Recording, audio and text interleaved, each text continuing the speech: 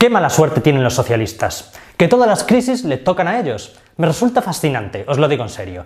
Tenemos lo que nos merecemos, queridos conciudadanos. Un virus pandémico pululando por nuestra sociedad con miles de contagiados y decenas de muertos por la ineptitud, inutilidad e irresponsabilidad de un gobierno infantil y populista envuelto en eslóganes. Habían declarado todo tipo de emergencias, alertas fascistas, emergencias feministas, emergencia climática, y cuando llega una emergencia de verdad, que venían meses avisando, bajan las manos y empiezan a menearse las pelotas. Pues aquí tenéis España, el gobierno de progreso que va a provocar la mayor crisis económica que España ha conocido desde la posguerra. ¿Tiene el PSOE la culpa del coronavirus? No. ¿Tuvo el PSOE la culpa de la crisis económica? No. Pero ambos hechos tienen en común dos factores que agravaron ambas situaciones. La capacidad de los socialistas para negar los problemas hasta que les explotan la cara. Lo hicieron con la crisis económica y lo han vuelto a hacer ahora. Pero ahora contaban con la inestimable ayuda de los leninistas que tienen en el gobierno. El cóctel perfecto para el desastre. ¡Comenzamos!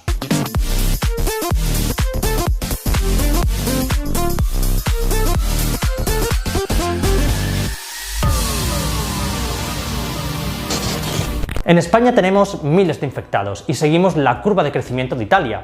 No voy a decir el número porque cuando veáis este vídeo seguramente será distinto, pero podéis consultarlo en esta web. Bien, el 15 de febrero teníamos ya los dos primeros casos confirmados en España de coronavirus. ¿Qué hizo el gobierno? Nada. La vida seguía como si nada ocurriera. La cifra se mantuvo más o menos estable hasta el 24-25 de febrero, que comenzó a subir espectacularmente. ¿Reacción del gobierno? Ninguna.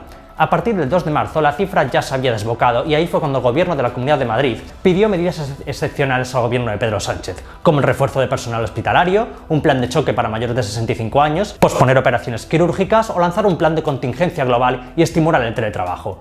¿Cuál fue la reacción del gobierno ante estas medidas? Impedir rotundamente que el gobierno de la Comunidad de Madrid llevara a cabo estas medidas, ya que la situación estaba controlada. De hecho, el día 25 de febrero, cuando ya los casos en España comenzaban a aumentar y el gobierno tenía datos de que cada día que pasaba se duplicaba y triplicaba el número de casos, Echenique dijo que todo era culpa del alarmismo de los medios de comunicación y que el coronavirus estaba completamente controlado en España. Cuando un comunista te diga que está todo controlado, huye, porque se acerca el apocalipsis. ¿Y por qué el gobierno se negaba a adoptar medidas contra la expansión del virus? Pues creo que todos lo sabéis. En pocos días se celebraba el Día Internacional de la Mujer, una fecha clave para el gobierno por el gran acto propagandístico que esto significaba. Es decir, negaron la brutal crisis sanitaria que se avecinaba por contener los votos de 4 locas que querían salir a la calle ese día a menearse. Es la misma estrategia de ZP. Negó la crisis porque eran las elecciones europeas y después es cuando se dedicó a meter hachazos presupuestarios que lógicamente llegaron tarde porque el paro estaba ya descontrolado. Pues esto es lo mismo. Por contentar a 4 piradas dejaron que el coronavirus se extendiera sin control. Como vemos, el día 6 de marzo en España ya se habían casi triplicado los casos del día anterior y el 7 de marzo, el día antes de la manifestación, se habían cuadriplicado y ya había más de 500 casos. El gobierno lo sabía y aún así decidió seguir con la manifestación. Pero es que el mismo 8 de marzo ya había casi 700 casos y el gobierno decidió mantener la manifestación. Y obviamente Vox decidió mantener su meeting debido a que el gobierno lo tenía todo controlado.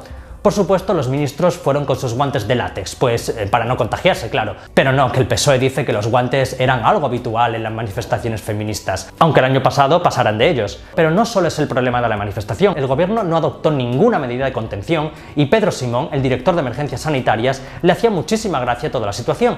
Grupos de población potencialmente.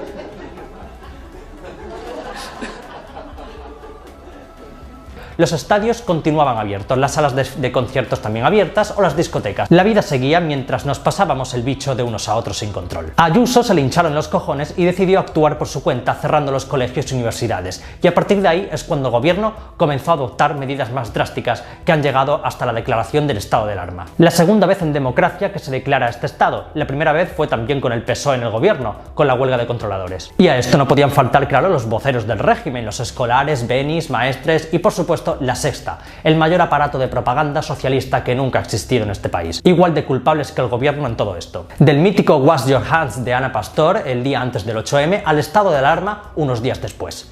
Es maravilloso. ¿Y quién es el capitán de toda esta manipulación? Pues el mismo de siempre, Antonio García Ferreras. Además se da la casualidad de que todo esto coincide en fechas con su mayor obra de arte, el bulo que propagó los días posteriores del 11M. ¿Os acordáis? Os lo voy a refrescar. Año 2004, Ferreras era director de la cadena SER, otro aparato del PSOE. En el programa Hoy por Hoy, presentado por Iñaki Gabilondo, se dio la siguiente noticia. Fuentes de la lucha antiterrorista habían confirmado a la cadena SER que habían encontrado un cadáver de un terrorista suicida que estaba completamente depilado y tenía varias capas de calzoncillos, como si fuera un ritual islamista. Todo para beneficiar al PSOE en ese vuelco electoral que finalmente se produjo. Fuentes de la lucha antiterrorista han apuntado a esta cadena de emisoras la posibilidad de que al menos un terrorista suicida se haya inmolado en uno de los trenes. Sin embargo, este dato servido por la cadena SER, que repetimos, recibe información de fuentes de la lucha antiterrorista, de 3 fuentes diferentes. Por cierto, sin embargo, como decimos, tanto el Ministerio del Interior como el portavoz del Gobierno han negado esta información, al menos por el momento. Las fuentes consultadas por la SER confirman que una persona llevaba 3 capas de ropa interior y estaba muy afeitada, una práctica habitual, muy habitual entre los comandos suicidas islámicos antes de inmolarse. Ferreras sabía que esa información era falsa. Ninguna fuente policial le había confirmado de nada porque simplemente era mentira.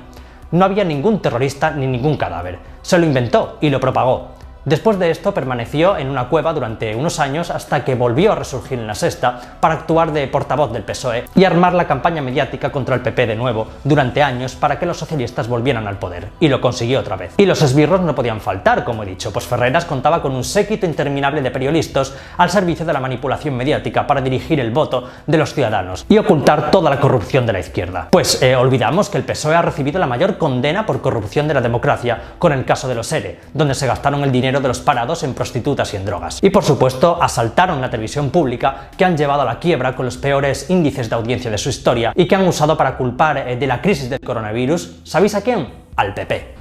Pues ahora mismo no, es que aquí yo quería daros 2 datos. Ahora mismo 1.388 casos de coronavirus confirmados en Madrid y la sanidad pública madrileña en el año 2008 tenía 2.100 camas más que ahora. Yo creo que con esto lo he dicho todo. En esta entrevista en Televisión Española cogieron a un enfermero para que nos hablara de cómo están viviendo los hospitales esta crisis y no dudó en cargar la responsabilidad a los recortes del PP en sanidad. En lugar de hablar con el director del hospital, cogieron a este enfermero. ¿Por qué? Pues porque este señor no solo es enfermero, también fue candidato por Podemos a la Asamblea de Madrid. Y además, no solo el hecho de que lo entrevistaran, sino que además arrojó datos falsos, como los recortes de la Comunidad de Madrid, que nunca se produjeron. Pues precisamente este año es el que más dinero se ha destinado jamás a la sanidad madrileña. Esto provocó que la presidenta Díaz Ayuso le mandara una carta a Rosa María Mateo, dejando sus vergüenzas al aire. Es todo maravilloso. Y ahora viene lo mejor, los momentos en que la izquierda se le vuelve toda la mierda en contra. ¿Recordáis la gestión del ébola y cómo el PSOE cargó contra el PP por aquello con un solo contagio en España y 0 muertos? Bueno, sí, el perro Excalibur, por el que toda la izquierda española salió a manifestarse. Pues lo vamos a recordar.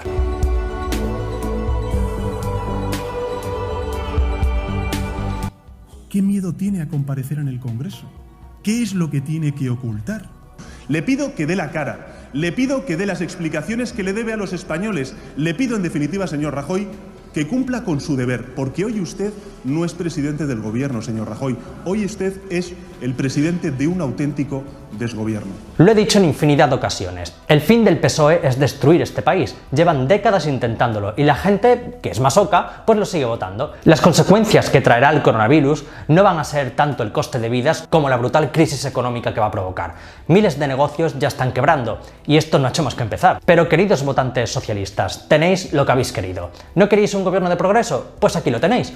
Un virus descontrolado infectando a miles de personas y matando a gente solo porque no queríais que Franco estuviera en el Valle de los Caídos.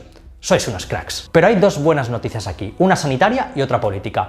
La de salud pública es que gracias al coronavirus y a que la gente ha tomado conciencia de la importancia de protegerse de una enfermedad así, veremos cómo los casos de gripe disminuirán de una forma espectacular el próximo invierno, de modo que se podrán salvar muchas vidas. Y la política es que es posible que esto se lleve al gobierno por delante. Si esto no acaba con el PSOE, yo ya no entiendo este país. Y si finalmente el Partido Socialista acaba donde debe estar, en la historia negra y criminal de nuestro país, habremos pagado un alto precio por ello. Que haga falta una pandemia viral para que desaparezca el PSOE da cuenta de la clase de partido que es, como las cucarachas, que resisten hasta los ataques nucleares. Repito, no hay que perder los nervios ante el virus, hay que tener pánico a las consecuencias económicas que esto va a acarrear. El coronavirus es una enfermedad leve que tiene peligro para los grupos de riesgo, como todos los virus, pero es importante pararlo cuanto antes. No salgas de casa, evita contacto social y lávate las manos con frecuencia. Cuando pase todo esto, estoy seguro de que los españoles pondrán a los políticos en su sitio, aunque desafortunadamente desgraciadamente la memoria nos dura muy poco y me temo que volverá de nuevo el ciclo sin fin.